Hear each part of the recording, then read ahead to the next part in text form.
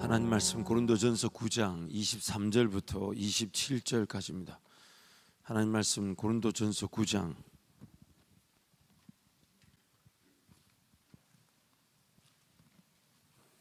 고린도전서 9장 23절부터 27절.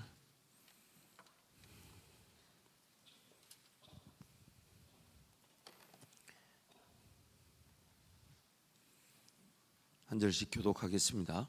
내가 복음을 위하여 모든 것을 행함은 복음에 참여하고자 함이라. 운동장에서 다름질하는 자들이 다 달릴지라도 오직 상을 받는 사람은 한 사람인 줄을 너희가 알지 못하느냐. 너희도 상을 받도록 이와 같이 다름질하라. 이기기를 다투는 자마다 모든 일에 절제하나니 그들은 썩을 승리자의 간을 얻고자 하되 우리는 썩지 아니할 것을 얻고자 하노라. 그러므로 나는 다름질하기를 향방 없는 것 같이 아니하고 싸우기를 허공치는 것 같이 아니하며 함께 갑니다. 내가 내 몸을 쳐 복종하게 함은 내가 남에게 전파한 후에 자신이 도리어 버림을 당할까 두려워함이로라. 아멘. 인생의 길에서 중요한 것을 세 가지로 오늘 본문에서 얘기합니다. 첫 번째, 향방, 즉 방향입니다.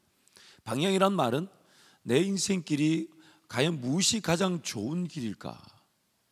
나는 내 미래를 모르지만 하나님은 나를 아시니, 하나님이 나를 알고 계신 게 이미 여러분 우리가 연초부터 말씀을 통해서 계속 강조되었던 내용 중에 하나가 뭐냐면 시편 말씀에 의하면 하나님은 내 인생길을 다 이미 정해두셨다고 합니다. 그 정해두셨다는 말은 다른 가능성을 배제한 것이 아니라 내 인생의 가장 좋은 길, 가장 내가 행복하고 즐거울 길, 그 최고 최상 최대의 길을 계획해 놓으신 거죠. 단지 그 계획해 놓으신 길을 내가 순종하지 않고 따르지 않아도 인생이 사라집니다. 마치 여러분 삶을 뒤돌아보세요. 지난날의 삶을 뒤돌아볼 때 여러분 인생에 더 좋은 길이, 더 좋은 선택지가 있었습니다. 그때 만약에 공부를 좀 더 잘했더라면, 좀 더 열심히 했더라면 오늘 대학에 나온 내 진로가 좀 더 달라졌을 좋은 선택지가 있었습니다. 그래서 항상 하나님 우리를 위해 최고 최상 최대의 길을 다 준비해 놓으셨어요. 그렇다고 그 길만 있는 것이 아니라 다른 길도 있죠. 다른 가능성도 있죠. 하나님을 잘 모르고 하나님 인정하지 않아도 그 길을, 내 인생길을 선택할 수 있고 걸어갈 수 있는 기회가 있었습니다. 단지 만족도가 떨어지고 내 삶이 행복하지 않으며 내가 하나님을 만나는 기회가 없죠. 그래서 오늘 우리 인생의 방향은 이미 정해져 있습니다. 저와 여러분이 태어날 때부터 우리는 한계를 가지고 태어났어요.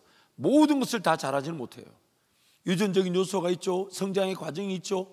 환경이 있죠. 상황이 있죠. 성격이 있죠. 개성이 있죠. 내 장점이 있죠. 이 모든 걸 하나님은 이미 다 알고 계셨기 때문에 내가 걸어갈 길에서 내가 무엇을 하면 제일 행복해 할지, 무엇을 하면 제일 좋아할지를 하나님이 정해 놓으셨어요. 근데 그 길을 모르고 살아가는 거죠.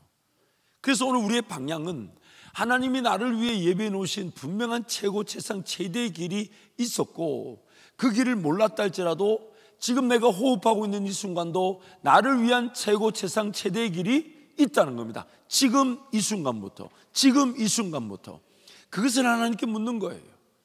그리고 그 길에 들어서기만 해도 하나님이 도와주시고 인내할 건 인내하게 하시고, 그래서 방향이 정해지면 이어서 주어지는 은혜가 있습니다. 그게 뭐냐면 훈련의 기간을 하나님 은혜로 보내게 됩니다. 방향이 정해지지 않으면 훈련이 되지가 않아요. 즉 인내가 되지가 않아요. 왜? 이거 같은데 아닌 것 같고, 저 길 같은데 아닌 것 같고, 이 직장 같은데 아닌 것 같고, 저 사업인데 아닌 것 같은 인내가 안 됩니다. 그래서 방향이 정해지면 항상 하나님은 그 방향에서 내가 훈련을 받게 하시고 인내가 되게 하시죠. 그리고 참고 견디면서 너무 감사한 것은 그 방향에서 아직 세워질 만한 실력이 안 됐다 할지라도 나를 지금 그 방향에서 인내하게 하신 하나님이 예배의 은혜가 있게 하시고 말씀의 은혜가 있게 하시고 기도의 은혜가 있게 하시는 거예요. 그 방향, 그 방향에서의 인내, 그 인내 과정 속의 훈련, 그 훈련의 때를 보내도록 하나님께서 나에게 예배의 은혜, 말씀의 은혜, 기도의 은혜, 각자의 이 교제의 은혜, 사랑의 은혜, 이런 은혜가 이루어지게 하시죠. 왜? 그것이 여시는 그 방향에서 훈련을 잘 견뎌낼 사람이 아무도 없다는 걸 하나님 아시기 때문이죠. 그리고 이제 그 방향에서 내가 전력 질주하기 시작합니다. 처음에는 이 길 맞을까? 이 길 맞을까? 아닌가? 이 길 맞을까? 아닌가? 뭐 이런 거 있잖아요. 그런데 한 걸음씩 걸어가다 보니까 이 길이 맞는가 봐, 이 길인가 봐, 이거 확실해. 그리고 그 즐거움이 생기고 내 걸어가는 방향에서 하나님 나를 만족시켜 주시고 나에게 조금씩 준비가 되고 열매가 맺고 준비가 되고 열매가 됐고 준비가 되고 열매가 맺는 이 성장의 과정을 통해서 그 길, 그 방향이 맞다는 것을 확인시켜 주시죠. 그러면서 이 길인가 봐. 그리고 나중에는 그 길이 세상 사람들 볼 때는 어두워 보이고 캄캄해 보이고 답이 없어 보이고 아니라 해도 나는 전력 질주합니다. 전력 질주합니다. 주저하지 않아요. 망설이지 않아요. 세상 방식에 돈을 모아놓고 적금을 쌓아놓고 이런 무식한 짓 하지 않아요. 하나님 내 일용할 양식을 하늘의 만나를 통해든 반석의 물을 통해든 먹여주실 것이고 사람이 필요하면 사람을 붙여주실 것이고 그 일을 이루기 위해 돈이 필요하면 돈을 주실 것이기 때문에 제가 여러분한테만, 어른들한테는 꿈을 얘기하면 이 사람들이 자꾸 부담을 가져 사서 여러분한테만, 그리고 이거는 안 되겠다 저 몇 명 못 믿겠다 저 몇 명. 근데 비밀로 요즘 제게 꿈이 생겼어요. 물론 그 꿈은 아직도 하나님께서 지금 여러분과 함께 꾼 꿈이, 우리가 삽을 뜬 꿈이 우리 다음 세대에게도 물려질 수 있는 엄청난 꿈의 시작이 되게 하실 것을 믿고 그 자리로 가겠지만 그 가는 길에 중간중간에 필요한 것들을 하나님께서 허락하실 텐데 제가 해보고 싶은 게 있어요. 첫 번째는 은퇴하기 전에 10개의 교회를 개척하고 싶어요. 이제 젊은 교회가 하나 나갔고 가능하면 지금 제가 은퇴를 하려면 딱 이제 15년 남았는데 15년이니까 지금부터 이제 좀 예를 하면 1년에 한 교회씩, 그리고 이게 달력이 붙으면 제가 여러분들을 딱딱딱 나눠가지고 예를 들어서 누구 자리에서 일어나세요, 다음 주부터 여기 오지 말고 저쪽 교회로 가면 이런 거 하고 싶어. 이런 거 하고 싶어. 왜냐하면 이 땅 최고의 영광의 교회를 세우는 거니까. 그래서 10개의 교회를 세우고 싶어요. 해외 선교에 대한 마음은 이미 많이 뜨거워져 있는데 교회를 세우고 싶어요. 교회를. 또 요즘 이렇게 개척교회 어려운 교회들이 많잖아요. 여러분, 우리 교회만 잘 돼서는 안 되는 이유가 각 시대의 어떤 그 시대의 변화, 그 시대가 요구하는 교회를 위해서는 반드시 개척되어진 교회들이 그 시대에 부합되는 문화와 그 시대가 요구하는 복음 전파를 할 수가 있어요. 오늘 우리 교회도 그런 일을 감당하지만 우리 교회가 또 규모가 있고 역사가 있다 보니까 새로운 시도, 어떤 패러다임을 만들어내고 어떤 새로운 역사를 이끌어가기에는 우리 교회가 이제 움직이기에는 마치 큰 배가 탈을 이렇게 돌려가지고 왼쪽으로 배가 완전히, 그래서 타는 완전 왼쪽으로 꺾었다 해도 배가 워낙 크다 보니까 밀리는 속도에 따라서 왼쪽으로 가긴 가지만 그 변화와 혁신의 속도가 그렇게 빨리 붙지 않고 눈에 보일 만큼 변화가 일어나지 않죠. 결국 그 시대에 부합되는 새로운 혁신과 변화의 그 운동은 지금 그 시대 때 개척된 교회가 그 시대의 그 성도, 그 지역 주민들을 살리기 위해 기도하며 몸부림친 그 헌신을 통해 이제 그 개척된 교회가 그 한 시대를 또 새로운 시대를 끌고 가는 거죠. 한 50년, 100년을 끌고 가고 또 그때 개척된 교회가 그 맥락을 계속해서 유지해 가는 거죠. 그래서 기존의 교회들은 이 많은 교회들이 개척될 수 있도록 지원해야 되고, 그래서 지금도 우리는 작은 교회들을 위해 기도해야 되는데 제가 요즘 하고 싶은 사역이 뭐냐면 우리 청년들을 딱딱딱 훈련을 시켜가지고 주일 학교만 하는 교회를 하고 싶어요. 주일학교, 청소년 예배만 있는 교회. 그래서 각 지역에 있는 개척교회들이 자녀 교육, 다음 세대 교육이 어렵다고 하니까, 주일학교가 안 된다 하니까 그런 개척교회들마다 여러분의 교회 최선을 다하시고 여러분의 자녀들은 여기 주일학교만 있는 교회로 보내달라고, 중고등부 예배만 있는 교회로 보내줘서 여기서 여러분의 자녀들이 여러분이 그 교회 개척에 헌신하는 동안 그 자녀들의 신앙교육도 필요하다면 우리가 이 주일학교, 작년에 예배가 없는 주일학교만 있는 교회로 이렇게 한번 우리가 섬기겠다고. 그 좋은 데 땅 보러 다녀요. 대전에 개척교회가 좀 많은 지역이 없을까? 세종에 하나님께서 또 우리에게 좋은 공간을 주셨는데 그 공간에서 그런 교회를 세워보면 어떨까? 그런 것들. 또 선교지에서 지금까지는 우리가 한국의 선교사님들을 파송했는데 한국의 선교사님들이 가서 문화를 익히고 언어를 배우고 하는 그 10년의 시간 동안 사실 적응 기간이 너무 길다 보니까 그 한 사람의 역량으로 교회가 세워지고 다음 그 지역의 민족의 복음화가 새기기에는 굉장히 역부족이고 아쉬움이 있어요. 그래서 역으로 그쪽의 선교사님들에게 부탁해서 최소한의 한국말을 가르치고 한국말 할 줄 아는 그 지역의 청년들, 젊은 똑똑한 청년들을 우리 한국으로 보내달라. 그래서 우리 교회 저기 한 공간을 만들어 두고 거기서 합숙을 시키면서 우리 교회 어떤 문화 속에서 기도하는 예배, 또한 뜨거운 선교하는 교회, 복음 전하는 그 자세를 가르쳐주고 인턴 사역자로 훈련을 시켜주고 또 신학을 공부시켜줘서 그러면 한 4, 5년이면 자기 어떤 신앙의 영적 성숙과 함께 신학을 배우고 사역의 경험을 가진 사역자들이 생기면 이제 그 현지 그 청년들을 자기 나라로 다시 보내는 거예요.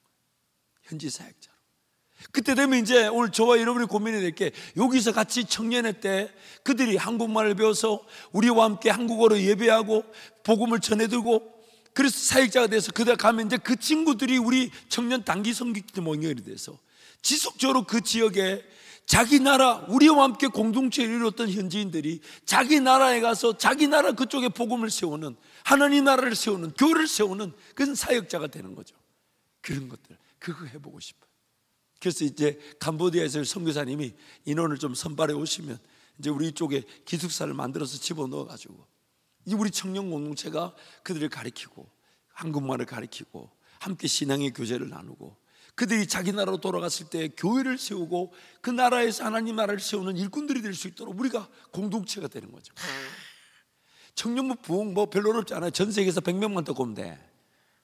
10명씩만 10개 나라에서 100명이야. 그럼 자리 모자라 이거. 청년부 예배 티켓팅을 팔았으면 좋겠어.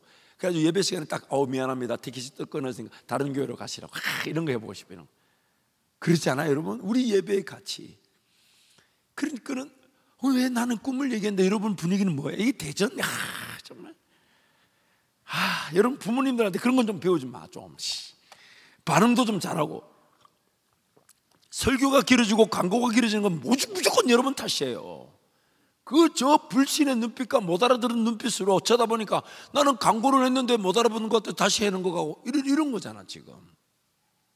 아무튼 오늘 문제가 인생은 3가지 내용이 중요하다 그랬어요. 첫 번째 뭐라고요? 방향. 방향이 뭡니까? 나를 위한 하나님의 최고의 계획. 나를 위한 최고의 계획. 두 번째 그 방향에 있어요. 무슨 시간이요? 훈련, 인내, 단련. 세 번째 그 방향에서 훈련과 인내를 받을 때 자세. 그래서 3가지 기억하세요. 방향과 훈련과 자세. 방향과 훈련과 자세. 그래서 제일 먼저 확인해야 될 게 뭡니까? 방향. 근데 그 방향이 잘 깨달아지지 않을 수도 있어요. 그러나 그 깨달아지지 않는 기간 동안 하나님 무엇을 원하실까? 그 방향을 묻는 인내의 시간들. 자연스럽게 삶의 우선순위가 바뀌는 거죠. 방향을 묻기 위해 기도하고 방향을 묻기 위해 하나님을 예배하고 방향을 묻기 위해 사역하고 방향을 묻기 위해 교회를 섬기고 방향을 묻기 위해 먼저 나에게 주어진 공동체를 이루어가는 것, 그게 우선이 될 때 그 방향이 확인되어지고 그 방향에서 하나님은 나에게 예배와 기도가 되고 말씀이 되고 훈련이 되고 인내가 되게 하시고 그것이 방향에서 훈련을 받을수록 나에게 확신이 주어져서 달려갈 길을 전력 질주하는 거예요. 1등할 것처럼. 1등할 것. 그 전력 질주란 말이 뭐냐면요, 시간을 허투루 쓰지 않아요. 물질을 허투루 쓰지 않아요. 결혼도 반드시 필요한 거지만 내가 내 방향을 모르고 훈련의 시간이 없는데 하나님이 짝을 보내주실 수 있을까? 나도 내 삶에 대한 사명도 모르고 하나님 영광을 받으실 내 최고의 꿈과 비전이 뭔지도 모르는데 내 인생도 내가 제대로 걸어가고 있는지 아닌지 모르는데 결국 내 주변에 누가 눈에 띄거들랑 끼리끼리 노는 거예요. 인생의 방향도 모르고 훈련도 모르는 것들끼리 서로 논의 연애하자 뭐 이런 거. 개그가 안 되네. 이게 웃어야 될 포인트 아닌가. 너무 진지하면 내가 이상하잖아. 그러니까 결국 나의 영적 수준에 맞는 하나님의 결정이 있는 건데, 저는 이런 자신감이 있었어요. 내가 누구든지 좋아한다고 해서 그 사람이 무조건 나 좋아할 거라고 생각지 않아요. 나 그 정도 또라이는 아니야. 그렇지만 내가 걸어가는 길에 하나님 나를 이미 사명자로 부르셨는데, 내가 비록 전도사로서 교회 사례비를 적게 받고 생활비도 없고 학비도 없고 모든 것이 세상적인 기준으로 볼 때 불투명해도 하나님이 나를 그 전도사의 길로 부르셨다면 내가 만날 짝은 반드시 허락하실 것이라는 믿음이 있었어요. 그래서 나는 결혼이 쉬울 거라고 나는 확신했어. 내 돈 없다고 결혼이 안 될 거라고 한 번도 생각해 본 적 없어요. 누가 축가로 오면 돈이 없으면 축가금 내지 마시고 그걸로 밥 먹고 돌아가시라 그러면 되는 거고, 내가 사회 가던 교회에서 목사님 줄에 서서 예배하고 결혼식 예식하면 되는 거지. 뭐가 필요한데? 뭐가? 돈이 없어 결혼을 못하는 게 아니라 하나님이 나를 귀한 짝을 만날 수 있는 은혜를 주셔야 되는데, 그 짝을 만날 수 있는 은혜가 최소한 내가 내 인생에 대한 하나님이 그분의 뜻에 방향을 정해두고 달려가고 있는가. 그럼 그 일을 위해서 돕는 배필은 당연히 붙여주시는 거 아닐까요? 물론 그것이 사람마다 상대적인 시간표가 있어서 조금 이를 수 있고 짝을 만나는 시간 조금 늦을 수 있겠죠. 그게 휘둘릴 필요 없이 축차사작 달리는 거예요. 하나님 나라를 위해. 왜? 결혼을 못하더라도 나는 하나님 나라 위해 살아가는 사람이니까. 하나님의 영광을 위해 살아가는 건데, 결혼을 못했다고 해서 내가 사명의 길을 안 걸을 거 아니잖아요. 그러면 우선순위는 내가 방향을 분명히 하고 인내로 훈련의 때를 거치면서 내가 이 길이 주님 나를 부르신 사명의 길인지 확신할 때 전력 질주합니다. 시간 그렇게 쓰는 거 아까워하고 물질 그렇게 쓰는 거 아까워하고, 그러나 또 하나님 나라 일을 한다 할 때는 돈이 있다 없다로 결정하지 않아요. 하나님 나에게 꿈을 주셨다는 이유로 반드시 그 일을 이루실 것이니까. 제가 여러분한테 몇 가지 꿈을 더 얘기하고 싶지만, 이제 구체적인 좀 기도가 되기 시작한 거 세 가지만 나눴지만, 이 얘기를 나눈 이유는 여러분이 나중에 그 일이 이루어진 걸 보게 될 때, 하나님 그분께 방향을 두고 하나님 의지하면 꿈은 꿀 수밖에 없다는 걸 배우게 될 겁니다. 꿈은 꿀 수밖에 없는데 지금 그 꿈이 이미 나에게 요구되어진 그 길에서 주님과 동행하고 있는가.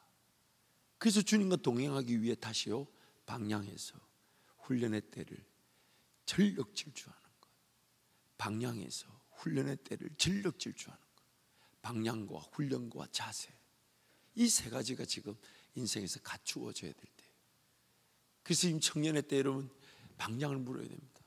쉽게 어떤 직장을 정하고 일터를 정하는 게 그냥 단지 뭐 월급을 많이 주는 것 같고 당장 이런 거 절대 안 돼, 이런 거 절대 안 돼, 자기 길이라는 확신이 없는데 일단 이 직장에서 이 일이나 하면서 돈 벌면서 생각해야지. 아니에요.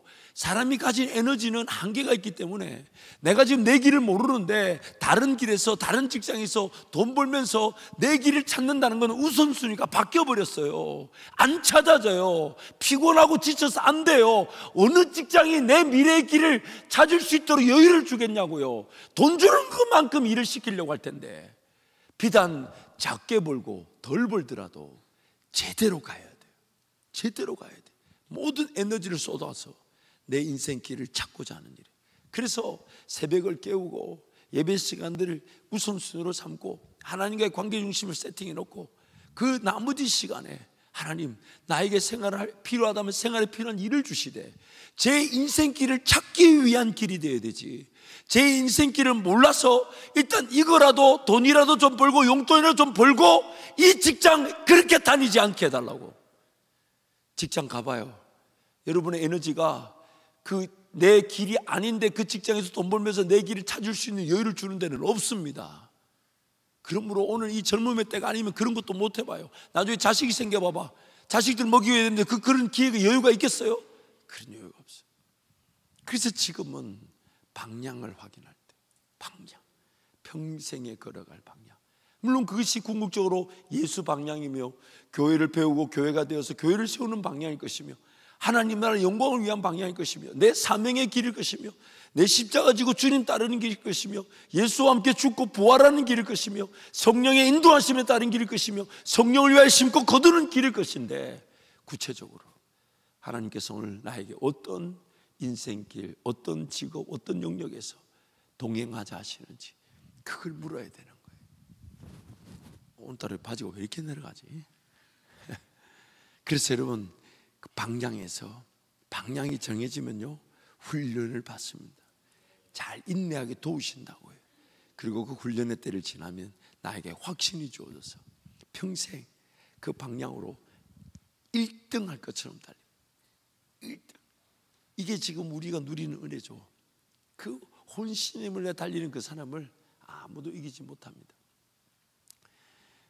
에베소서 1장 말씀 보면 이미 우리가 몇 번 살펴봤는데, 창세전에, 세상을 짓기도 전에 하나님이 만물을 지으신 목적이 뭐냐면 오늘 저와 여러분을 계획하셨기 때문에, 저와 여러분 존재가 만물 속에서 하나님을 예배할 수 있도록 그런 공간으로서, 무대로서 만물을 태초에 창조하신 거죠. 그러나 저와 여러분이 제 가운데 빠지다 보니 하나님 그분을 예배할 줄 모르는 것을 예수님께서 우리를 위해 대신 죽어주심으로 우리가 이제 하나님 온전히 예배할 수 있게 되었지만, 안타까운 것은 죄로 말미암아 타락하여 마땅히 찾아야 될 하나님이 안 찾아졌던 그 죄인됨의 상태는 여전히 유효하죠. 내 변화와 내 능력과 내 노력으로 구원을 받은 것이 아니다 보니 예수님 홀로 이루신 일이 오늘 나의 구원의 시작이 되었지만, 그러나 나는 변화된 게 하나도 없어요. 여전히 눈이 다치고 귀가 다치고 마음이 다치다 보니까 봐야 될 것을 못 봐요. 들어야 될 것을 못 들어요. 깨달아야 될 것을 깨닫지 못해요. 그래서 사도 바울이 그 구원의 역사를 1장에서 기록하면서 마지막 부분에 이렇게 기도하죠. 하나님, 저들의 마음의 눈을 열어주십시오. 그래서 그 눈을 열어 첫 번째, 하나님이 나를, 우리 모두를 무엇을 위해 부르셨는지 부르심의 소망을 보게 하시고, 두 번째, 하나님이 예배해 놓으신, 나를 위해 이미 다 예배해 놓으신 영광의 기업, 하나님의 엄청난 유산, 그 영광의 기업의 풍성함이 어떤지를 보게 해주십시오. 와, 하나님, 그런 꿈도 있고 그런 역사도 있고 그런 일하심도 있고 그런 지혜도 있고 그런 능력도 있고 그런 권세도 있고, 하나님의 영광의 기업의 풍성함이 무엇인지를 보게 해주시고, 세 번째, 하나님 보여주신 그 영광의 기업의 풍성함을 어떻게 이루시는지를 알게 하여 주십시오. 이 세 가지를 놓고 기도하죠. 그리고 그 세 가지 기도 끝에 그 기도의 내용이 어떻게 이미 확정되었는지, 이미 이루어진 설명합니다. 예수 그리스도께서 우리가 죽어야 될 죽음을 대신 죽어주시고 우리와 함께 부활하심으로 우리의 닫힌 눈을 열어 예수님이 이미 다 이루어 놓으신 하나님의 영광의 풍성함을 다 보게 하시고, 그리고 예수님을 통해 하나님 그것을 어떻게 이루셨냐면 모든 권세와 주관자들과 통치자들과 악의 세력들이 예수 이름 앞에 무릎을 꿇게 하심으로 예수님 지금 하나님 보좌에 앉아 계셔서 뭔가 더 추가로 일하실 필요가 없는 우리의 구원의 길을 다 완성하셨어요. 그러므로 우리는 예수와 함께 길을 걸어간다는 것은 오늘 아직 이루어지지 않은 미완성의 세계를 걸어가는 게 아니라 예수님이 하나님 보좌에 앉으셔서 모든 것을 다스리는, 통치되고 있는, 우리를 위해 다 이루어진 그 세계를 우리로 하여금 걸어가며 맛보게 하시는, 걸어가며. 그래서 예수님이 우리에게 한마디만 하셨던 거예요. 너는 나를 따라오너라. 이미 그분이 그 길을 걸어가셨고 이미 그분이 나를 위해 다 이루셨고 그분이 다 맛보신 걸 이제 예수와 함께 따르는 자들이 맛보게 되는 겁니다. 그래서 우리는 그 길을 걸어가는 것인데 그 길이 다름 아닌 하나님 나를 부르신 그 부르심의 소망을 깨닫고 하나님의 영광의 풍성함을 발견하고 또한 예수 안에서 그 일이 다 이루어져 예수를 믿고 따르기만 하면 이루어진 그 일이 내 것이 되는 그것이 바로 우리 신앙의 공동체, 교회, 모든 성도들의 연합인 교회의 역사인 것입니다. 그러므로 오늘 우리의 이 삶의 목적은 예수께서 이미 다 나를 위해 걸어가신 그 길, 예수님이 지금 나와 함께 길을 만드시는 게 아니라 예수님 이미 나를 위한 길이 되시고 진리가 되시고 생명이 되시기 때문에 나를 위해 걸어가신 그 길을 걸어가셨기 때문에 나보고 이렇게 히브리서에서 이렇게 얘기하죠. 예수님은 우리 연약함과 부족함을 모르시지 않고 다 경험하셨고 체육을 하셔서 우리의 연약함을 알고 계시면서 그 연약함을 친히 담당하셨기에 우리가 걸어가는 인생의 연약함을 아시고 인도해 가신다는 거예요. 그래서 그분은 실패가 없고 실수가 없는 겁니다. 이제 그 길을 우리가 따라가는 거예요. 그리고 그 길에서 예수님 이미 나를 위해 계획해 놓으신 내 인생의 최고의 직업, 최고의 일, 최고의 사명, 그걸 내가 맛보기를 원하시. 내가 맛보기를 원하시. 그래서 이미 누차 강조했지만 저를 위한 최고의 길은 목사였죠. 근데 제가 몰랐죠. 잘 몰랐죠. 아버지 또 주변의 목회자들 고생하는 거 보면서 목사 안 되고 싶었지만 하지만 내가 살아보지 않은 길을 예수님은 다 살아보셨다 하시면서 내가 너를 위해 제일 좋은 길을 아니 따라오겠냐는 그 한마디, 정말 가기 싫었고 내 능력으로 갈 수 없었지만 현실적으로 더 두려웠던 것은 내가 내 인생을 모르는데 그래서 하나님께 한번 두들겨보고 맡겨보지 않은 채 내가 원하는 길을 갔다가 헤매고 방황하고 인생 허비된다면 그게 더 비참해질 것 같아서 그래서 예수님께 한번 따라가 보겠다고. 그래서 억지로 끌려왔는데 끌려오고 끌려오다 보니까 그 방향에서 훈련의 때를 지나 이제는 그 방향에서 훈련받은 것이 나에게 내 길임을 깨닫게 하셔가지고 믿어지게 하셔서 제가 이제 목사로서 전력 질주할 수 있도록 은혜를 주셨죠. 근데 너무 감사한 건 인생이 짧게 느껴질 만큼 하나님의 그 은혜와 능력과 권세와 꿈과 비전은 한계가 없어요. 목사로서 직업은 정해져 있었지만 목사로서 맛볼 수 있는 은혜와 꿈과 비전은 한계가 없어요. 인생의 시간이 너무 짧아요. 너무 짧아요. 제가 여러분의 이 푸릇푸릇한 이 나이대로 돌아간다면 이야 진짜 그럼 우리 이렇게 만나지 않았을까요? 그렇지? 이렇게 이 꼬라지로 만나지 않았을 텐데 내가 이런 사역자들과 씨름하고 있지 않을 텐데 아버지 아멘 주님 참 아멘. 이게 보면 소망이 생겨야 되는데 왜 이렇게 힘들지? 내 마음인가? 아멘.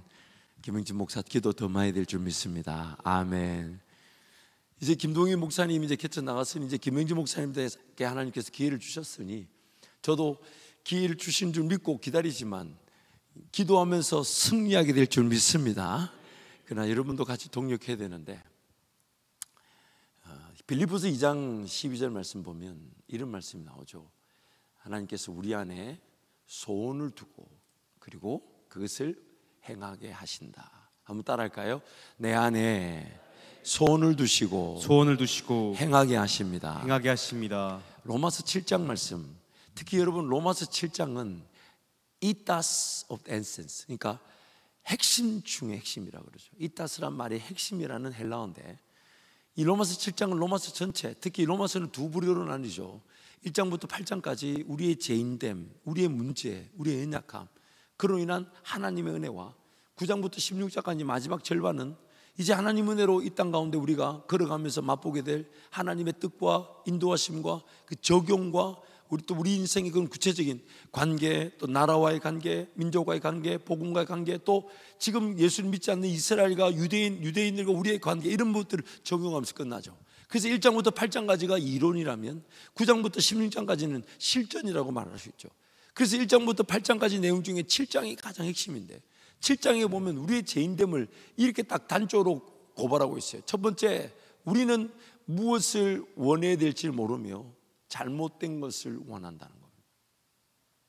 무엇을 진짜 사모해야 될지를 모른 채 전혀 잘못된 것을 사모한답니다.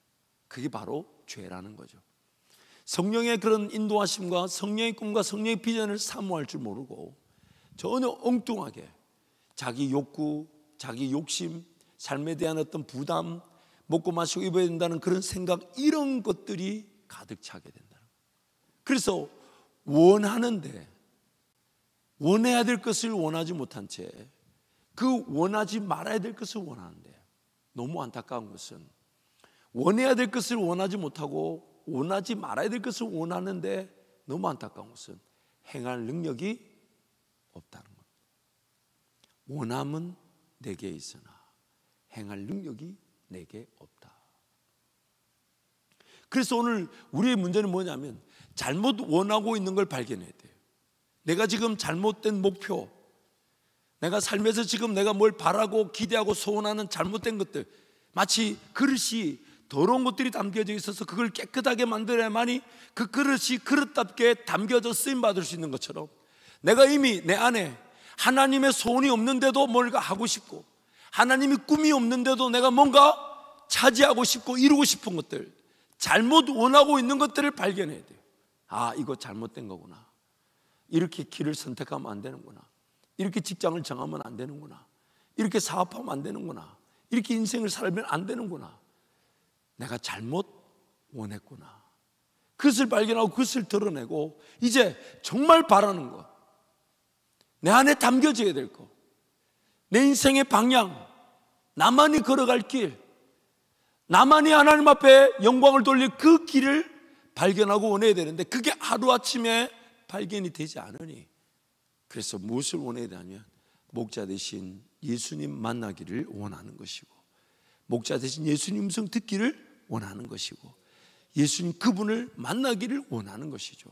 그러면 어느 날 그 목자 대신 예수님이 내 안에 정말 그 소원을 담아주시는 거죠.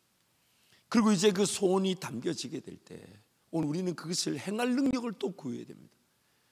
말만 혹은 내 꿈만 많은 것이 아니라 내 안에 소원을 두고 또한 성령께서 행하게 하시나니, 행하게 하시나니, Let the Holy Spirit work for us. 성령으로 일하시게 하라. 성령으로 일하시게 하라. 성령으로 일하시게 하라.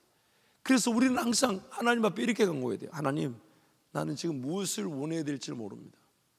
그런데 이미 무엇을 원하고 있습니다.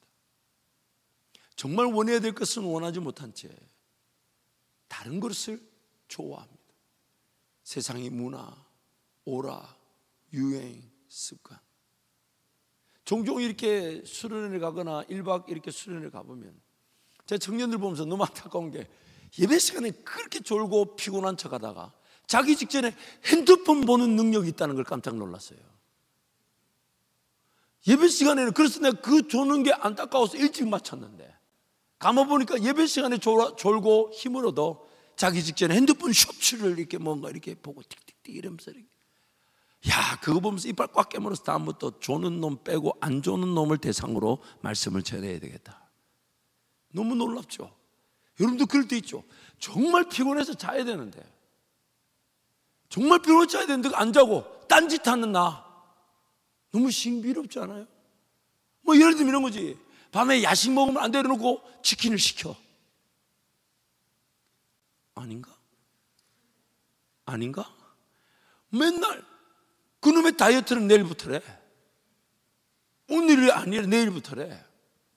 원함은 있는데 행할 능력이 나에게 없는 거예요. 그래서 이 신앙이라는 것은 항상 전제해야 됩니다. 하나님, 내가 올바른 것을 소원하게 도와주십시오.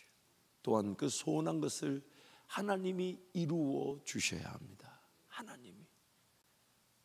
그래서 그 관계, 그 소원, 즉 오늘 고린도서 9장 말씀과 이 소원의 관계가 똑같죠. 방향이 나의 소원인 거예요. 그리고 그 방향으로 훈련의 때를 지나며 자세, 즉 이기기를 1등할 것처럼 달리는 그 자세가 다름 아닌 행하게 하시는 거예요. 행하게 하시는 거예요. 깨끗한 그릇에 더러운 것들이 담겨져 있으면 더러운 걸 빼고 깨끗한 걸 담죠. 그리고 또한 예수님 뭐라고 얘기하셨냐면 반석 위에 집이 지어져 가는 거예요. 반석 위에, 든든한 기초 위에 성령과 동행하면서 지어져 가는 것이 마치 그릇 안에 담겨져야 될 것이 담기는 것이며 내 안에 소원이 생기고 그 소원에 따라 행하게 되는 것과 마찬가지인 겁니다. 그래서 여러분, 이 젊음의 때 하나님 앞에 전력 질주하십시오. 인생의 먼 30년, 40년, 50년 자기만의 길을 제대로 아직 다 모른다 해도 그 길을 알려주실 예수님을 온전히 바라보는 것이면 그 지금 필요한 건 뭐예요? 예수님의 음성을 들을 줄 아는 거. 예수님의 음성을 들을 줄 아는 거. 예수님의 음성을 들을 줄 아는 거. 예수님의 음성을 듣기 위해 기록된 말씀을 보고 말씀을 나누고, 그것이 오늘 우리 청년의 때 필요하죠. 그래서 오늘 주보 강구가 나간 7월 13일 날 강구가 나갔나요? 목자들? 그래서 제가 이제 한 달에 한 번 정도는 이 목자들과 만남을 가지면서 목자들에게 좀 더 영적인 어떤 그런 방향 제시와 또 충전 받을 수 있는 것들을 충전 받는데, 물론 바라기는 육적인 내용이 더 좋아야 돼요. 무슨 얘기냐면 좋은 공간에서 잘 먹어야 돼. 안 가나? 이상한 갖다 놓은 라면 끓으면 그럼 안 간다. 그러나 이 모든 과정 속에서 목자들과 했던 유대관계가 저와 유대관계뿐만 아니라 목자들 간의 유대관계가 생겨나서 목자들이 행복해서 그 목자들이 목원들과의 관계를 기대할 수 있는 것이 지금 1차적인 목표예요. 그래서 그 목자들이 정말 하나님 말씀을 통해 충전을 받고 도전을 받아서 그 말씀을 듣기만 하는 것이 아니라 그 말씀을 전하고 싶어하고 나누고 싶어. 왜냐하면 우리를 살릴 수 있는 것은 하나님의 말씀밖에 없으니까요. 왜냐하면 말씀이 우리를 창조하셨고 말씀이 우리를 다시 살리셨고, 그래서 예수님이 듣는 자는 살아나리라. 그거밖에 없어요. 다른 모든 것들은 그 일을 위해 필요하다면 할 것입니다. 하나님의 말씀이 우리를 살릴 것에 대한 기대감을 위해 다른 모든 필요한 서로 간의 교제와 사랑의 관계 이런 것, 사역이나 어디 잠깐 시로간 이런 걸 다 할 수 있어요. 근데 그 모든 하는 사역의 핵심이 뭐냐면 정말 나를 살리는 거, 내 인생에 걸어가야 될 길을 발견하고 걸어가게 하는 것, 그게 필요한 것이죠.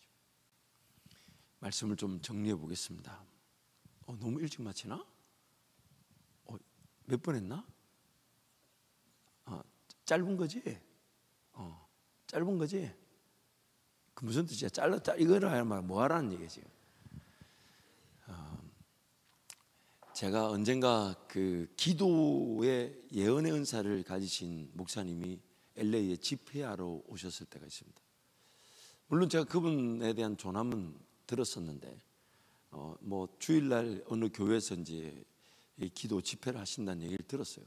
근데 제가 애들도 어리고 이게 갈 수 있는 상황이 아니었는데, 제 이제 같이 교제하는 한 형제 가정이 저에게 같이 좀 가주면 어떻겠냐, 이런 거 처음인데 기도를 한번 받고 싶은데 그게 정말 건강한지 안 건강한지 모르니까 같이 가주면 좋겠다고. 그냥 건강한 것 같더라. 그 지금 하는 장소 그 교회가 건강한 교회며 그 교회에서 초청하니까 건강하다고 했는데도 저한테 부탁을 해서, 우리 가족들이 이제 그때는 우리 막내 보라가 없을 때입니다. 사라하고 승조만 있을 때인데, 그래서 이제 우리 둘이를 데리고 갔어요.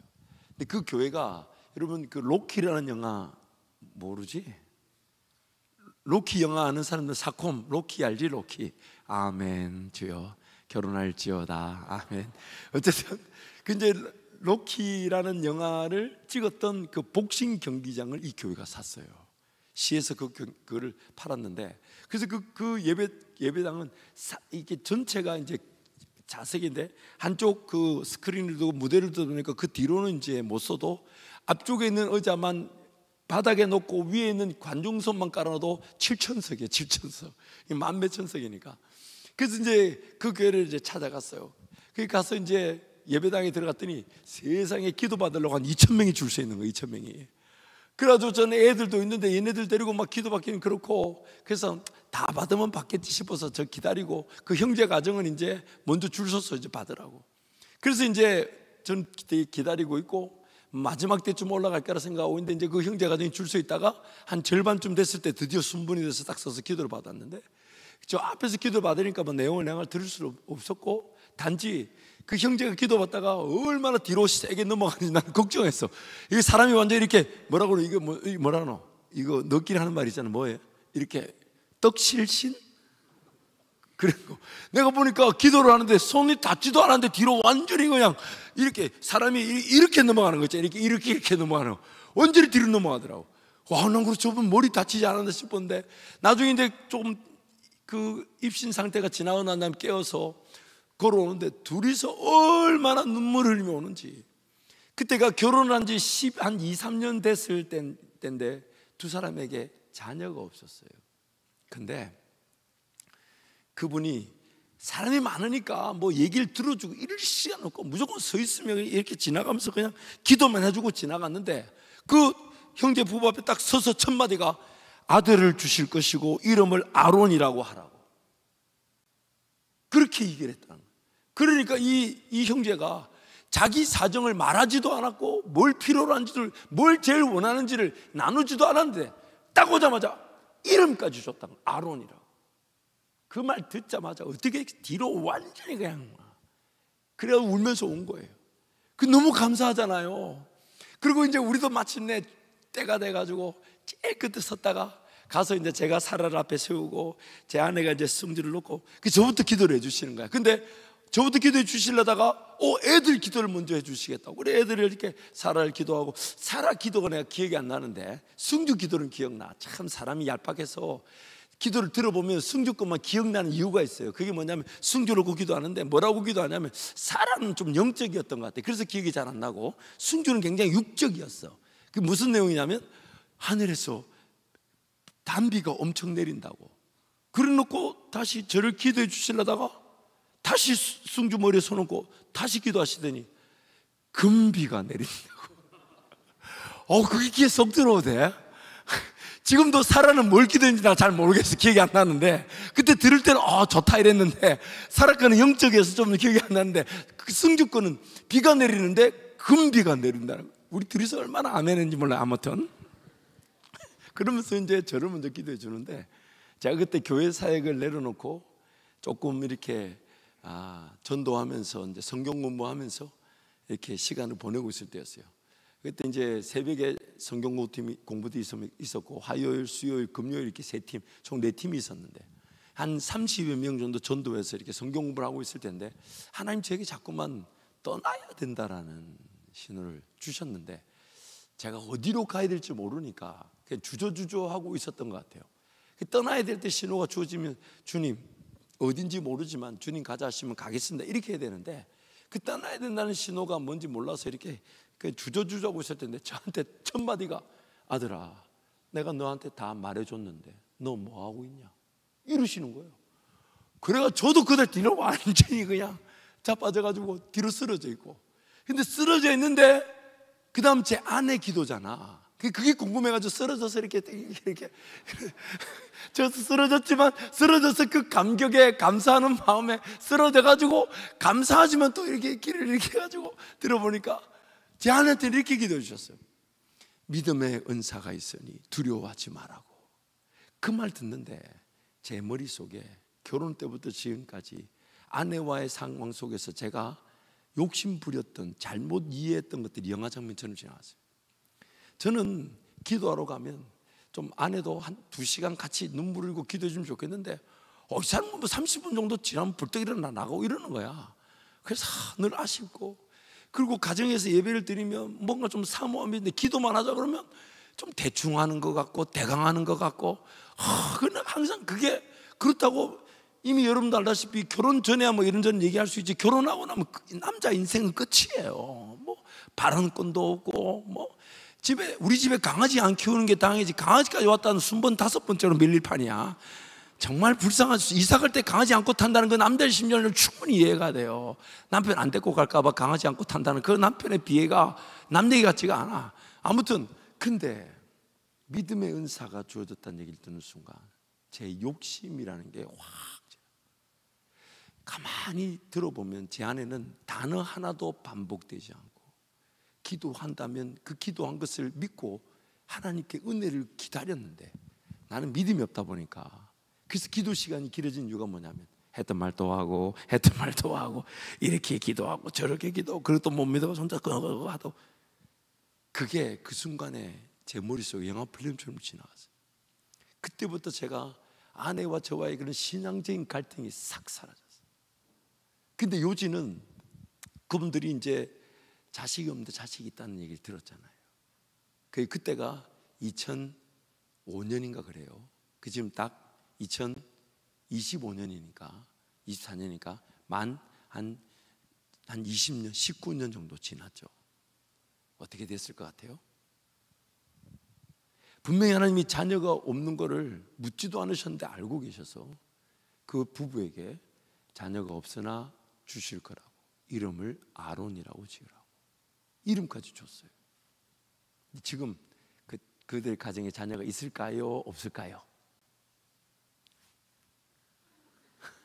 왜 이렇게 대답을 안 해? 있을까요? 없을까요? 아직 없어요. 왜 없을까요? 주실 날이 아직 있는 걸까요? 물론 앞으로의 기회가 있을 수 있습니다만은 그분들 지금 60인데 물론 사라의 기적이 있을 수가 있겠죠. 근데 제가 미래 가능성을 배제하지는 않습니다만은 제가 그 형제가 저한테 묻는 거예요. 아니 그때 예언기도가 뭡니까? 하나님께서 가르쳐 주신 것이라는 것을 확신할 수밖에 없는데, 왜냐하면 내용 자체가 그 부부에게 자녀가 없다는 것을 말해준 것도 아닌데 그 지나가면서 기도해 준 건데, 근데 왜 자녀가 없는 거죠? 사실 그 형제 가정과 제가 호용호제하기 때문에 가까워요. 제가 카톡으로 이게 좀 설명을 했다가 작년에 미국 갔을 때 만났을 때 얘기해 줬어요. 그 예언은 그 순간에 당신의 가정에 하나님이 최고의 꿈으로 제시해 주셨다. 최고의 은혜의 기회로 말씀하신다. 왜냐하면 하나님은 항상 나에게 말씀하실 때 내가 지금 어떤 형편에 있든지 간에 나를 향해 최고의 꿈을 말씀해 주시지, 최고가 아닌 다른 것을 내 불순종과 내 거역으로 최고가 아닌 다른 길을 나에게 말씀해 주지 않으신다. 근데 최고의 꿈을 얘기하셨는데 그 꿈이 이루어지지 않았단 말은 하나님의 최고의 꿈은 있었지만 뭐가 없었다는 얘기입니까? 뭐가 없었다는 얘기예요? 그 꿈을 붙들고 하나님과 동행하며 하나님을 예배하고 하나님을 기다리고 하나님을 섬겨야 되는데, 사실 그 기간 동안 약 15년의 기간 동안 그 형제 가정이 교회를 제대로 찾지를 못했어요. 계속 떠돌아다녔어요. 그래서 제가 계속 경고했어요. 뿌리를 내리지 않으면 어떤 것도 성장하지 않으며 뿌리를 내리지 않으면 어떤 것도 열매를 거두지 않는다. 계속 얘기했어요. 그래서 그렇게 얘기했어요. 지금도 하나님의 꿈은 오늘부터 시작될 수 있지만, 그래서 하나님 나에게 말씀해 주실 수 있지만 그거 믿고 신앙생활 제대로 하지 않고 방자하게 시간을 보내며 하나님 말씀하셨으니 때가 되면 이루겠자고 내버려 둔다면 그 꿈은 꿈으로 끝나버릴 것이다. 오늘 이 젊음의 때 여러분이 정말 두렵고 떨림으로 하나님의 은혜를 구해야 되는 것은 방향과 자세입니다. 하나님께서 어떤 방향으로 인도해 가시든 나를 위한 최고의 꿈의 자리로 이전 것은 잊어버리고, 이전의 실력, 모자람, 부족함, 이건 하나님 개의치 않으신다 하시니 잊어버리고, 오늘부터 내가 하나님을 사랑할 기회가 되고, 하나님을 섬길 기회가 되고, 하나님 의지할 기회가 되고, 하나님께 삶을 맡겨놓을 기회가 되고, 하나님 그분을 온전히 신뢰하고 예배할 기회가 된 그때 나를 위해 영광을 받으실 최고의 꿈이 반드시 그 방향에서 인내로 이루어지게 되는 것이죠. 종종 청년들이 꿈을 찾고 비전을 찾지만 사실 꿈과 비전이 잘 발견되지 않는 것도 자세히 들여다보면 과연 그 신앙적 자세, 삶의 자세, 하나님과 관계적 수준을 볼 때 하나님의 그 꿈과 비전이 논해질 만한 수준이 안 되는 거예요. 지금 꿈과 비전이 중요한 게 아니고 꿈과 비전을 주실 하나님을 신뢰하고 예배할 줄 알아야 되는데, 꿈과 비전이 깨달아지지 않아도 꿈과 비전을 가지고 나와 동행하시는 하나님을 온전히 찾을 줄 알아야 되는데, 그게 안 되는데 짧은 3박 4일 기간 동안 꿈 달라 비전 달라, 물론 안 하는 것보다 나으며 그 수련회가 꿈과 비전을 발견하기 위한 시작점이기에는 충분하겠죠. 하지만 발견되지 않습니다. 그러므로 지금 여러분한테 지금 필요한 것은 방향을 아시는 하나님 앞에서 나는 어떤 자세를 취하고 있나. 분명히 방향이 필요합니다. 그러나 그것이 안 깨달아졌을 때 나는 어떤 자세를 취해야 됩니까? 방향이 깨달아졌을 때의 자세도 분명히 필요하겠지만 방향이 제대로 깨달아지지 않아 과연 어떤 직장, 어떤 일, 어떤 삶을 살아야 될지 잘 모를 때, 그럼 나는 그때 어떤 자세를 취해야 됩니까? 방향을 모르니까 그냥 세상 나가 이리저리 시도해 봅니까? 아니면 방향을 알려주신 하나님 앞에 무조건 인내하며 기다려야 되는 것입니다. 결국 방향이 자세기 어느 것이 먼저일지 모르나 방향을 보면 자세가 나오고 자세를 보면 방향이 나옵니다.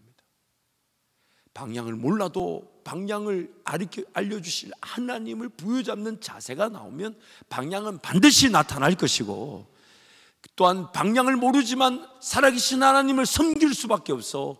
오늘 내 예배함이, 오늘 내 기도함이, 오늘 교회를 섬김이 내 인생의 목적인 줄 알아. 하나님을 예배하며 인내한다면 그 자세는 반드시 방향을 찾게 될 것입니다. 그러므로 여러분, 오늘 향방 없는 다름질을 하지 마시고 방향을 잃은 채 그냥 열심히 살아가는 그 삶은 좀 내려놓고 하나님을 찾으십시오. 하나님을 예배하십시오. 하나님 중심의 삶을 찾아가십시오. 하나님을 인내하십시오. 하나님께서 반드시 오늘 나의 예배, 오늘 나의 기도, 오늘 나의 찬양, 이것을 지켜주시고 때가 되면 그 방향이 나타나게 하실 것입니다. 우리 함께 찬양하겠습니다.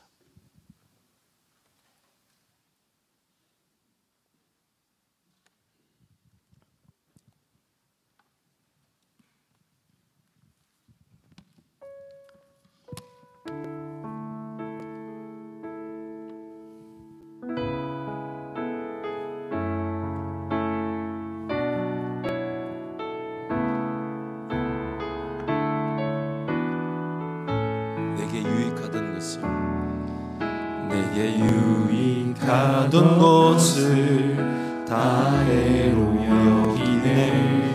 구주를 위하여 모두 다 버리네. 모든 것을 잃어버려도 나같지 않은 예수를 아는 지식이 가장 고상함이라. 다시 한번 내게 유익하던 것을, 내게 유익하던 것을 다대로 여기네. 구주를 위하여 모두 다 버리네. 모든 것을 잃어버려도 나같지 않음을 예수를 아는 지식이 가장 고상함이라.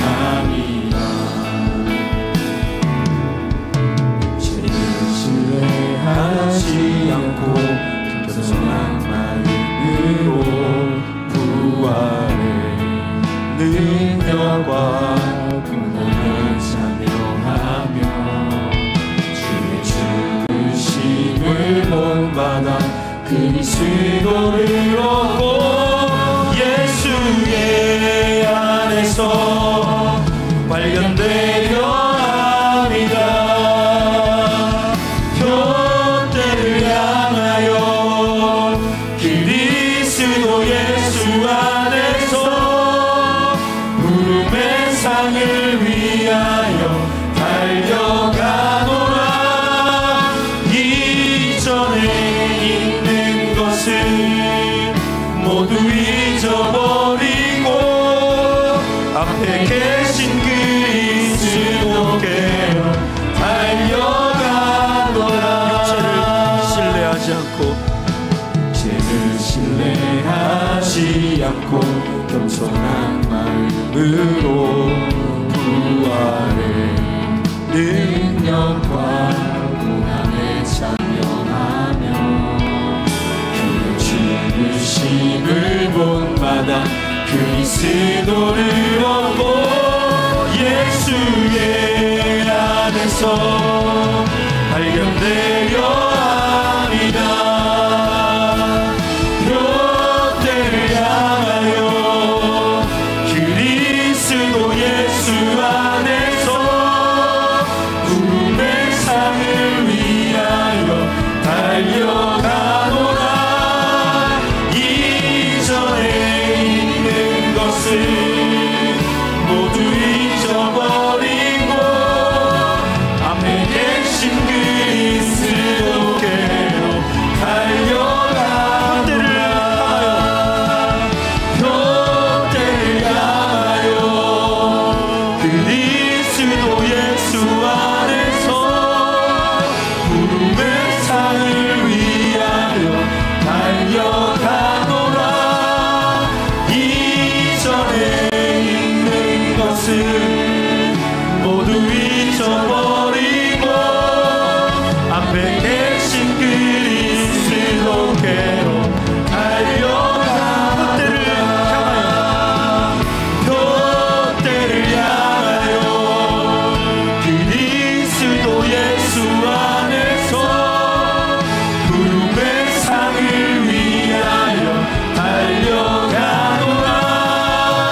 이전에 있는 것을 모두 잊어버리고 앞에 계신 그리스도께로 달려가노라. 여러분, 이제 짧은 간증이지만 짧게 하나 더 나누자면요, 부산에서 살다가 초등학교 3학년 때 갑자기 아버님이 합천, 그것도 이사를 가보니까 시족 마을이었어요. 이쪽에는 정씨들만 살고 이쪽에는 이씨들만 살고 이쪽에는 박씨들만 살고, 교회는 그 10집이 사는데 잡씨들, 이쪽 저쪽 동네에서 안 받아주는 사람들만 사는 곳이었어요. 갔더니 3학년 2학기 그 시간인데 그 시골이 얼마나 진도가 안 나갔는지 2학년 1학기 거를 3학년 2학기 때 배우고 있었어요. 그러니까 저는 4학년 2학기 때 이사가는 1년 동안 아무것도 배운 게 없는 거죠. 그러고 갔더니 그 4학년 2학기 때 전화를 갔더니 진도를 따라잡을 수가 없는 거예요. 3학년 1, 2년을 아무것도 배운 게 없었어요. 제 어린 시절이었지만 제 짧은 생각에 내 인생 끝났구나. 왜냐하면 친구들과의 그런 당장의 그런 이 수업 시간에 또 반응, 그때 그 제 첫 느낌은 4학년 2학기짜리 4학년이 가졌던 첫 느낌은 이거 뭐 인생 더 이상 이거 끝났구나. 내 어리석은 생각이죠. 근데 우리 아버지 어머니의 그 목회지에 제가 따라갔다는 이유로 제 인생이 포기될 수가 없었어요. 그 방향에서 비록 느리게 보이고 안 되게 보여도, 그래서 그 4학년 2학기 한 학기는 완전히 그냥 의기소침, 모르니까 말 한마디 못한 채 그냥 벙어리처럼. 근데 5학년 1학기 때 우리 담임 선생님이 신실한 크리스찬이셨는데 제 상황을 이해해 주시고 저를 5학년 1학기 내내 수업을 마치면 1대1로 방과후 수업을 해주셨어요. 1대1로. 그래서 3학년 2학기부터 5학년 1학기 내용을 그 한 학기 만에 다 배울 수가 있었어요. 물론 더 좀 똑똑하기도 하잖아요. 이 분위기 뭐야 이거. 그런데 이제 중학교를 갔더니 고등학교를 가야 되는데 고등학교를 그 도시에 있는 학교로 갈 수 있었는데 아버지 목회지 형편, 경제적 사정 때문에 뭐 하숙 이런 게 안 되니까 또 꺾였어. 고등학교 3년 내내 고등학교 한 1년 반 정도는 그냥 자포자기 상태. 그러다 정신 차려서 대학을 가려고 했지만 제가 수능 시험 전에 학력고사 마지막 세대인데 점수를 놓고 학교를 정하는 게 아니라 학교를 정해놓고 시험을 치다 보니까 그 학교 안에 경쟁력이 떨어지면 떨어지는 거죠. 그래서 대학에 대한 어떤 그 기대치도 완전히 무너져 버렸어요. 그래가지고 포기하고 있는데 아버지가 저를 하루만 자기 말을 들어달라 해서 데리고 간 곳이 그때 전기대학, 후기대학이라는 게 있었는데 후기대학도 아닌 그 지방의 신학교, 대구신학교. 대학 학력 인정도 그때 당시엔 돼 있지 않았어요. 학교에 갔더니 학교 같지도 않고 뭐 시험을 치렀지만 그래서 학교를 한 학기 거의 제대로 다니지 않았어요. 그리고 군대를 일찍 갔던 거예요. 그래서 그렇게 포기된 것 같은 인생, 군대를 갔다 와서 제대하고 난 다음에 뭔가 영적인 만남이 있고 하나님께 대한 기대가 있었다기보다는 하나님의 살아계신다면 내가 그분을 거절하고 사는 게 더 불편할 것 같아서 그럼 내가 하나님 한 번만 하나님께 기회를 드릴 테니까 하나님 살아계신다면 제 삶을 하나님께서 인도해 주십시오. 그래서 실력이 안 돼, 능력도 없고 그냥 방향만 하나님 한 번만 날 기회를 주시면 내가 하나님 만나면 가겠다. 그래서 그 신학교 자리에서 하나님께 이력서 쓰지 않을 테니까 누구한테 나 사역지 구한다 말하지 않을 테니까 하나님이 2주 안에 알아서 제 사역지를 연결해 달라고. 근데 하나님께서 기적처럼 10일 만에 대학교 2학년 1학기 4월 달에 24살에 교회 사역을 시작하게 하셨어요. 여전히 하나님을 못 믿어서 학비 안 주시면 안 합니다. 생활비 안 주시면 안 합니다. 차 주세요. 차 안 주시면 나 교통이 불편해서 사역 안 갑니다. 근데 그걸 하나님 다 들어주셨어요. 그러다 보니까 오기가 생겼어요. 이 정도 말고 나한테 좀 기적이 될 만한 일이 없을까. 그래서 한 6개월 동안 찾고 찾았던 것이 돈도 없고 영어도 한마디 못하는 미국 유학을 찾았어요. 무모한 도전이었죠. 근데 하나님은 그 무모한 도전으로 나를 더 성장시키는 계기가 되어요. 극적으로 미국을 가게 되고 도착했는데 주머니에 300불밖에 없었지만 하나님께서 한 권사님의 전화를 통해 3개월치 생활비를 받게 하시고 그렇게 미국 생활 시작되면서 한마디 못했던 영어를 또 좋은 과외 선생님 우연히 만나게 해가지고 그것도 내가 비용을 낼 필요가 없는 환경을 만들었어요. 너무 안타까운 것은 돈 내신 분들은 점수를 못 얻고 돈 안 내고 무료로 배운 나만 토플 점수를 얻고 그리고 하나님이 점수 가지면 뭐합니까? 영어로 사역하게 해달라 했더니 하나님 달라스에서 고등부 영어 고등부로 내 인생에 처음으로 영어로 설교하고 영어로 사역하고 근데요 제가 이 얘기를 하는 이유가 뭐냐면 안 가고 싶었고 못 간다고 그래서 하나님 나한테 제대로 은혜를 주시지 않으면 나 안 간다고 했지만 그 방향에 섰다는 이유로 하나님을 확인해 보고 싶다는 여전히 불평, 불만, 원망 돈 없어 못 간다 사역지 없어 못 간다 이거 없어 못 간다 채워달라 그런 수준이었음에도 방향이 거기에 정해졌다는 이유로 하나님이 필요한 그 모든 것들을 내가 도전하고 내가 사모하고 내가 시도할 수 있는 기회가 되게 하시면서 은혜를 보게 하셨어요. 그리고 그 방향이 기어이 맞다는 것을 알게 하시고 그 방향에서 열매를 보게 하시고 그 방향에서 오늘 이 목사 방향이라는 이 평생의 제일 행복한 길임을 발견하게 하시고 주님께 삶을 드릴 수 있는 기회가 되게 하셨어요. 여러분, 이전 것들은 주님 기억지 않으십니다. 지금 이 순간 연약하고 부족해도 방향만 그분께로 향한다면, 그분을 예배하기 위해 살고, 그분의 음성을 듣고자 살고, 기도하기 위해 살고, 인내하기 위해 살고, 하나님을 평생 따르기 위해 그 방향에 서 있기만 해도 하나님이 그 방향을 지켜주시고, 그 방향에서 하나님의 사람답게 빚어져 갈 수 있도록 하나님께서 세우시는 겁니다. 한 번 더 찬양할까? 육체를 신뢰하지 않고,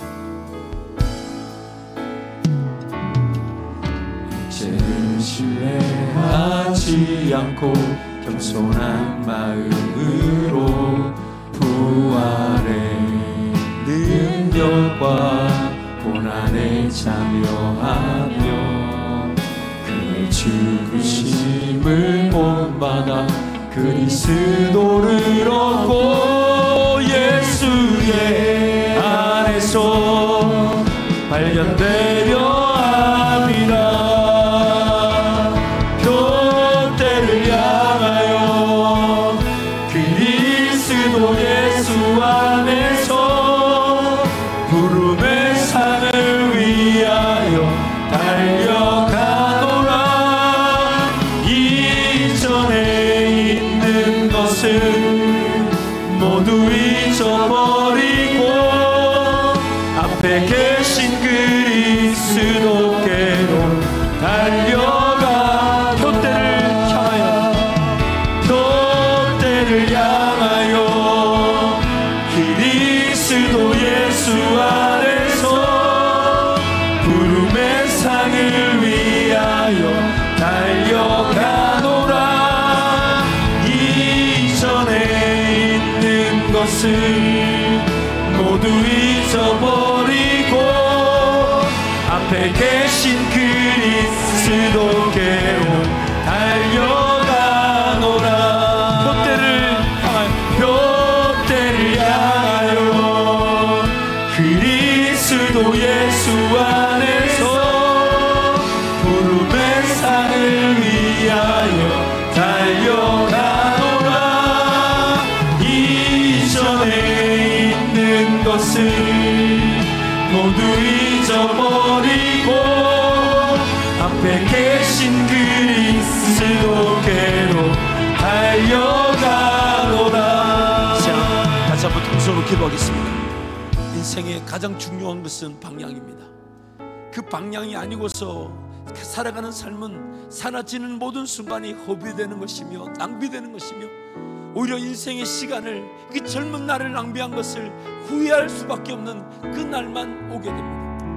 그래서 이 젊은 날 뭘 얻고자 함도 아니고 뭘 이루고자 함도 아니고 뭘 섰다고 여기지 않고 나에게 인생의 방향을 가르쳐 주시며 인생의 방향이 되실 예수 그리스도 안에서 예수 그리스도를 얻고 그분을 만나고자 하며 그분과 함께 죽고 부활함이 인생 최고의 은혜인 것입니다. 이상 동성으로 기도할 때 하나님, 예수 방향 잊지 않게 하여 주옵소서. 표대를 향하여 그리스도 예수께서 하늘에서 나를 부르신 부름의 상을 향하여 오늘 예수 한 분이면 충분한 그 방향으로 전력 질주하게 하여 주옵소서. 주님 찾고 기도합니다. 주여, 주여, 주여. 아버지,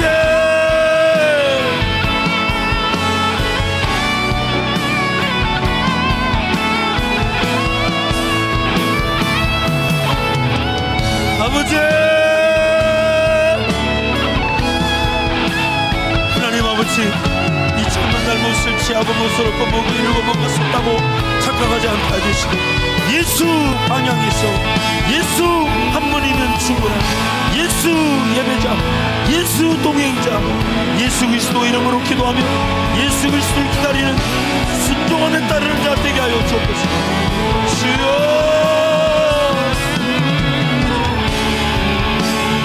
아버지,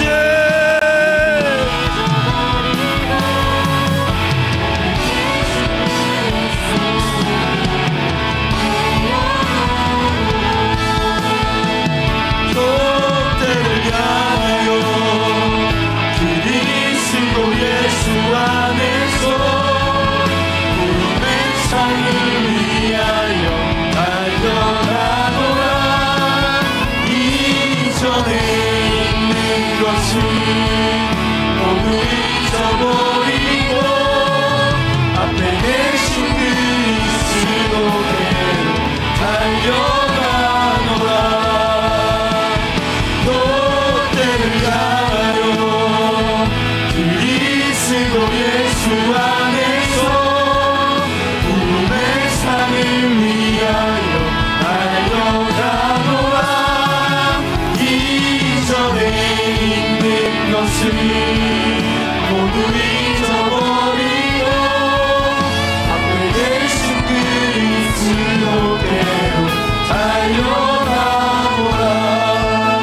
번 더 기도하겠습니다. 여러분, 하나님께서 때가 되면 반드시 그 방향에서 내 어떤 꿈이 되게 하시고 비전이 되게 하시며 내 인생 최고의 길을 깨닫게 하실 수 있으십니다.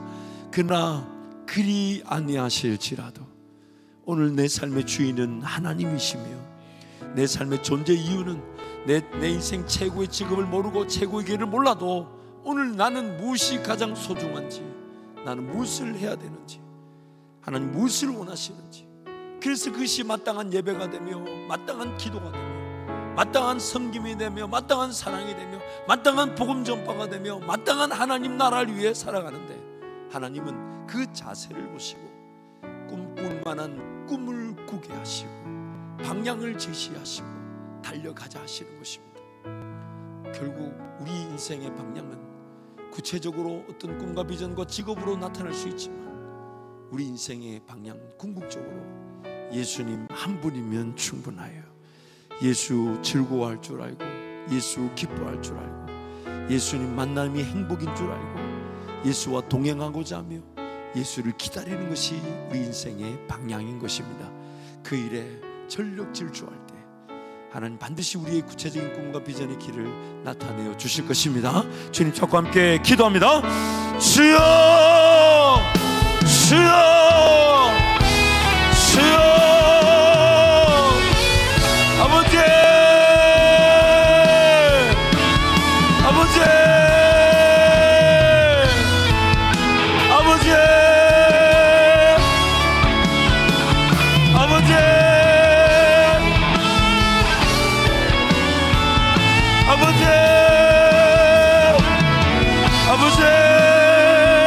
내 생각보다 크고 나 향한 계획 나의 지혜로 측량 못하나 가장 좋은 길로 가장 완전한 길로 오늘도 날 이끄시는 날 부르신 날 부르신 듯 내 생각보다 크고 날 향한 계획 나의 지혜로 측량 못하나 가장 좋은 길로 가장 완전한 길로 오늘도 날 이끄시는 날 부르신 날 부르신 듯 내 생각보다 크고 날 향한 계획 나의 지혜로 측량 못하나 가장 좋은